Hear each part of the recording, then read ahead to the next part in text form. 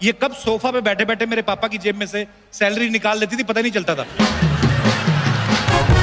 आप नॉर्थ में चले जाओ, 7-7 दिन तक सूरज नहीं निकलता। अगर कोई रोज सुबह निकलता है तो वो है एक पुलिस वाला, अपनी ड्यूटी निभाने के लिए। और मैंने एक चीज और देखी, जब सर्दियां आती है ना, चोरी चकारी थोड़ी कम हो जाती है, क्योंकि फॉग इतनी, ठंड इतनी है, आदमी अपनी जेब में से हाथ बाहर निकालेगा तभी किसी दूसरे की जेब में डालेगा। मुंबई के लोगों को भी मैं सैल्यूट करता हूं, ये अपनी जिम्मेदारी बड़ी अच्छे से निभाते हैं। मुंबई में मैंने देखा है, जब बारात निकलती है ना, बारात के आगे 50 लोग नाच रहे हैं दारू पी के, तो बीच में से 2 सडनली ट्रैफिक पुलिस वाले बन जाते हैं। एक लड़के का जीजा और फूफा बाहर निकल के ट्रैफिक आजा, आने दे, निकलो निकलो निकलो। इस चक्कर में कभी कभी देखते हैं पीछे बारात भी निकल चुकी होती है, तो फिर बारात वाली घोड़ी जो गोबर करते हुए जाती है ना, उसको फॉलो करते करते ये वेन्यू तक पहुंचते हैं। विदेशों में आप देखो, कानून का बड़ा डर रहता है, वो रेड सिग्नल होते रुक जाते हैं। हमारे यहाँ सिग्नल नहीं देखते, हमारे यहाँ देखते पुलिस वाला खड़ा है कि नहीं खड़ा, उसके हिसाब से रुकते हैं। पुलिस वाला खड़ा हो ना तो ग्रीन सिग्नल पे भी खड़े रहते हैं, जाते नहीं है, नहीं साहब खड़े हैं, निकल जाएंगे जब और हरा हो जाएगा। और अगर पुलिस नहीं खड़ी हो तो लाल को भी निकल जाते हैं क्रॉस करके। लेकिन ये आदत बड़ी गंदी है, जब कोई शाना बनता है ना, पुलिस वाले 1.5 शाने बनते हैं। आप देखना ट्रैफिक सिग्नल पे मोटरसाइकिल वाला जो होता है, स्टॉप लाइन पे ऐसे खड़ा रहता है, अभी सिग्नल हुआ नहीं, धीरे धीरे आगे निकलता है, एकदम से एक दूसरा मोटरसाइकिल वाला आएगा, सिग्नल तोड़ के निकल जाएगा, पीछे पीछे 10 लोग और तोड़ते हैं, फिर एकदम से पेड़ के नीचे से पुलिस वाला बाहर निकलता है, थामा, फिर 10 लोगों के चालान काटता है। जो सबसे पहले तोड़ता है सिग्नल, उसको जाने देता है। लोग पूछते हैं, साहब उसका पहले वाले का क्यों नहीं काटा? बोलता है हमारा ही आदमी है, हमने सिविल में खड़ा किया है, वो सिग्नल तोड़ेगा, तुम लोग उसके पीछे पीछे तोड़ोगे, तुम लोगों को पकड़ेंगे, अभी घूम के आएगा, 10 लोग और लेके आएगा, चलो। बीच में सुनने आया था कि चालान के फाइन बड़े बढ़ गए हैं, लोग डर भी बढ़ा गए थे। जो गाड़ी चलाता है वो तो टेंशन में था ही, बीवियां बड़ी टेंशन में आ गई थी। सीरियसली, पति को अंडरवेयर से पहले हेलमेट पकड़ाती थी। पति बोलता है अंडरवेयर तो दे, बोलती तेरा अंडरवेयर कोई नहीं देखेगा, अगर हेलमेट नहीं दिखा ना तो चालान के चक्कर में कच्चे तक बिक जाएंगे, चल। अच्छा, सबको पता है कि ट्रैफिक अगर रूल आप तोड़ते हैं तो फीस फिक्स रहती है कि अगर आपने सीट बेल्ट नहीं लगाई उसका इतना, अगर आपने रेड सिग्नल जंप कर दिया उसका इतना, फिक्स रहते हैं, सरकारी रेट है। लेकिन हमारी लेडीज वहां पे भी बार्गेनिंग कर देती हैं, भैया ठीक ठीक लगा लो, हमेशा आपसे चालान करवाते हैं, और भी तो नाके लगे हुए हैं, हम तो उधर से कटवाते नहीं, जू से भी कटवा सकते थे, हमेशा आप ही के पास आते हैं, देख लो।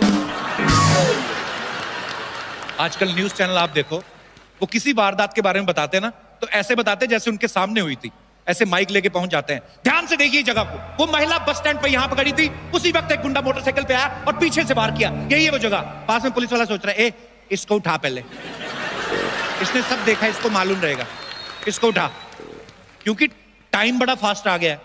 न्यूज चैनल वाले आजकल नए प्रोग्राम शुरू कर दिए उन्होंने, 60 सेकंड में 60 खबरें शुरू तो कर देते हैं, लेकिन न्यूज तो ले दे के वही है 2-4, और फिर ये पहले 3-4 सही सुनाते, उसके बाद बेड़ा गर्क कर देते हैं। शुरू कहां से करेंगे? अमेरिका के राष्ट्रपति से। अब अगर हमारे प्रधानमंत्री और अमेरिका के राष्ट्रपति मिल रहे हैं, एक ही खबर को 5 भागों में कैसे बताते हैं? मोदी ट्रंप से मिलने अमेरिका पहुंचे, नंबर 2 ट्रंप मोदी से मिले, बात एक ही है, नंबर 3 2 देशों के दिग्गज नेता आपस में मिले, नंबर 4 ट्रंप ने किया गर्मजोशी से मोदी का स्वागत, नंबर 5 दोनों देश के नेता एक दूसरे मिलके हुए खुश, बात एक ही है। फिर 45वीं खबर आते आते ना इनके पास खबरें खत्म हो जाती हैं, फिर इनकी खबरें बदल जाती हैं। ध्यान से देखना, मिर्जापुर में औरत ने काटा पति का कान, वाराणसी में शराब पीकर आए दूल्हे ने मचाया हड़कंप, पटना में दहेज मांगने पर ससुर पे थूक के भागी दुल्हन, कानपुर में पेरेंट्स मीटिंग के लिए आई महिला को ले भागा हेडमास्टर। अजीब अजीब खबरें। कुछ तो क्राइम रिपोर्टर आप देखना 25-30 किलो के होते हैं, लेकिन प्रोग्राम का नाम ऐसा रख लेंगे जैसे सुन के ही डर लगता है, जुर्म से टक्कर। आइए हम और आप साथ मिलके लेंगे जुर्म से टक्कर। इनको पता है खुद तो मैं अकेला साइकिल की टक्कर से भी मर जाऊंगा, लोगों को मिला लेते।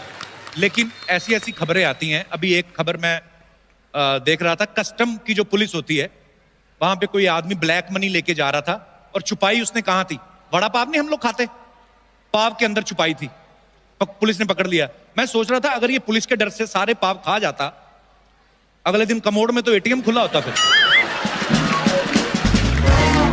एक बार तो ये हमारा दिनेश है ना, गिटार पे जो, इसको पकड़ लिया पुलिस ने ड्रिंक एंड ड्राइव के केस में। पुलिस वाले को रुको, दारू पी के गाड़ी चलाते हो, मुंह खोलो। कहते नहीं साहब, पहले ही बड़ी पी रखी है और कितना पिलाओगे। फिर पुलिस ने बिना नींबू पानी के इसका हैंगओवर उतारा है। ये एक बार पुलिस वालों के पास पहुंचा, बोलता है सर 3 दिन हो गए मेरी बीवी लापता है, छोटी छोटी बात पे गुस्सा करके चली जाती है, घर नहीं आई 3 दिन से। पुलिस वालों की आंखों में आंसू आ गए। कहते फिर सोच ले FIR लिखनी है कि नहीं, क्योंकि अगर लिख ली तो हमको तो ढूंढनी पड़ जाएगी, तेरे को भी लेके जानी पड़ जाएगी। हमारी पुलिस तो वैसे ही बड़ी फिट है, लेकिन फिर भी उनको और तंदुरुस्त रखने के लिए बीच में एक योगा का कार्यक्रम शुरू किया गया। और आप यकीन नहीं करेंगे, पुलिस की भर्ती के टाइम इतना रश नहीं हुआ जितना ये खबर आने पे हुआ, क्योंकि अफवाह ये उड़ी थी कि बाबा रामदेव नहीं शिल्पा शेट्टी आने वाली है। सारे पहुंच गए योगा सीखने। अच्छा, रियल पुलिस जो होती है उनकी बड़ी लिमिटेशंस होती हैं, लेकिन बॉलीवुड में आप कभी पुलिस वाले का रोल करते देखेंगे, उनकी कोई लिमिट नहीं होती। एक आम पुलिस वाले को जितनी भी गोलियां मिलती हैं, एक एक गोली का हिसाब देना पड़ता है। सर 4 गोलियां मिली थी, 2 मैंने हवाई फायर कर दिए, एक मेरा निशाना चूक गया, एक मैंने अपराधी की टांग में मारी है, वही निकाल के वापस डाल दिया सर। लेकिन फिल्मों की पुलिस देखो आप, 6 गोलियों वाली पिस्टल होती, उसमें से 2.5-3 दर्जन चला देते हैं, डिस्को खत्म नहीं होती। और ये तो तब है जब पुलिस वाले का रोल अक्षय कुमार कर रहे हो। अगर रजनीकांत साहब कर रहे हो, वो तो अपनी पिस्तौल यूज ही नहीं करते, वो तो अपराधी जो गोलियां चलाता है उसी को पकड़ के चला देते हैं। मतलब कमाल है। लेकिन हम जितना भी हंसी मजाक करें, सच्चाई ये है कि आज आप लोग हैं तो हम सब सुरक्षित हैं, और दिल से जितना भी धन्यवाद करना चाहूं उतना कम है। और ईश्वर आपको और शक्ति दे, एनर्जी दे, और आपके घर वालों को भी सहनशीलता दे, बिकॉज सारे त्योहार छोड़ के आप लोग अपनी ड्यूटी करने में लगे होते हैं। So thank you so much once again, God bless you all, thank you.